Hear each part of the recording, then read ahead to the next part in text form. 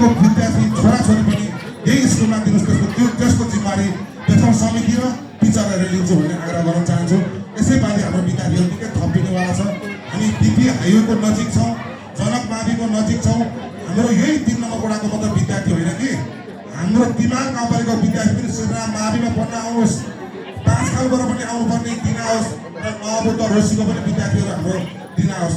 हामीसँग अहिले भौतिकको कुरा गर्दाखेरि यसै फागुनमा हाम्रो वडा कार्यालयसम्म त आगाउसम्म पुग्छ होला। यसैपालि हामी दिपा देवी मन्दिरसम्म हामी कालो पत्री गर्ने तयारीमा छौँ। कालो पत्रले तयारी हुँदाखेरि हामीको बसको व्यवस्था पनि युथ वर्ग प्रदर्शन चल्न सक्छ र आगामी दिनमा तपाईँहरूले विद्यार्थी भाइ बहिनीहरूलाई बाहिर जाने हाम्रो यहाँ मैले सुनेको छु 32-33 जना जति बाहिर विद्यार्थी भाइ बहिनीहरू गएको छ। त्यो भाइ बहिनीहरूलाई यहीँ पढाउँ। यहीँ 127 जना अहिले छ भने 150 जना हुन्छ, बिस्तारै क्रमशः बढ्दैछ। यो 2081 को कुरा हो। प्रेम सर अध्यक्ष हुनुहुन्थ्यो, उहाँले पनि गर्न नखोजेको होइन।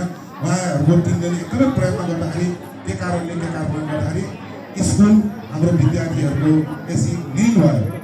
निल भएपछि तपाईँको नवबुद्ध यो स्कुलका माध्यमिक विद्यालय गर्दा स्कुलको सरहरू को कहाँ पुगेको कहाँ तर त्यो एकदम दुःख लाग्दो दिन थियो। त्यसै सिलसिलामा मैले कल्पना म्याम आज हुनुहुन्न, उहाँ जागिरबाट सर आउनुभयो अथवा रिटायर हुनुहुन्थ्यो, मलाई जानकारी थिएन। उहाँसँग समन्वय गरेर मैले नवीन जङ साई सरलाई ल्याउन ठुलो भूमिका ठुलो रिक्वेस्ट गरेर सर आज पनि खुसी हुन जनक माविको हेड सरहरू दुःखी राम्रो मान्छे लान लाग्यो भनेर मैले भनेको थिएँ। सर जनक माविमा त राम्रो भएर केही हुन नि सर, तपाईँहरू त राम्रो भइसक्नु, तपाईँहरूको अरू वडाहरूको मावि पनि राम्रो बनाउनुपर्छ भनेर उहाँहरूले स्वीकारेर पठाउनुभयो। आज यस्तो राम्रो टिम बनेको छ स्कुलमा। यति राम्रो टिम लिडरसिप चाहिँदो छ, जे चिज बनाउन पनि लिडरसिप चाहिँदो छ, ढ्यासिङ हुनु पर्दो रहेछ। अहिले हाम्रा संरचनाहरू एउटा पोहोरको साथमा एउटा सानो कार्यक्रम गरेका थियौँ, मेयर साहब सहित आउनुभएको थियो। त्यहाँ एउटा कुकुरले बच्चा, त्यो बाघले कुकुरको बच्चा लग्यो। भोलि विद्यार्थी लान्छ भने मेयर साहबले एक वर्षमा बोलिदिनु भएको थियो, यो वाल कम्पाउन्ड गरेर 25 लाख रुपियाँ। यो आज वाल कम्पाउन्ड सम्पन्न भएको छ। यो 2 कोठे भवन पनि 25 लाखकै हो। यो ब्लकहरू छाप्ने मन्दिर बनाउने कामहरू सम्पन्न भइसकेको छ। सीसीटीभी क्यामेरादेखि सम्पूर्ण चिज हामीलाई चाहिने स्कुलको लागि केही कमी होला, फर्निचरको आइटमहरू, त्यसको लागि हामी पहल गर्नेछौँ। त्यसै कारणले म सम्पूर्ण अभिभावकज्यूहरूलाई राम्रो म्यासेज दिनलाई तपाईँहरूकोबाट म्यासेज राम्रो जाने हो।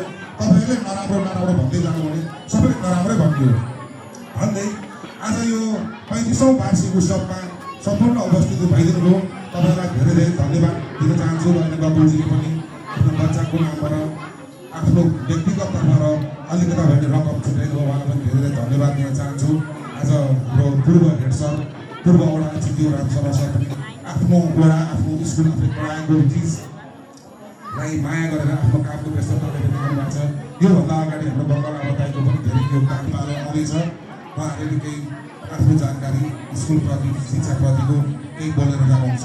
मैले धेरै बोलाउन सकिनँ। सम्पूर्ण यो 35औँ वार्षिक उत्सवको हार्दिक म शुभकामना हुने मेरो सानो भनाइ अन्त गर्छु। हस्, नमस्कार।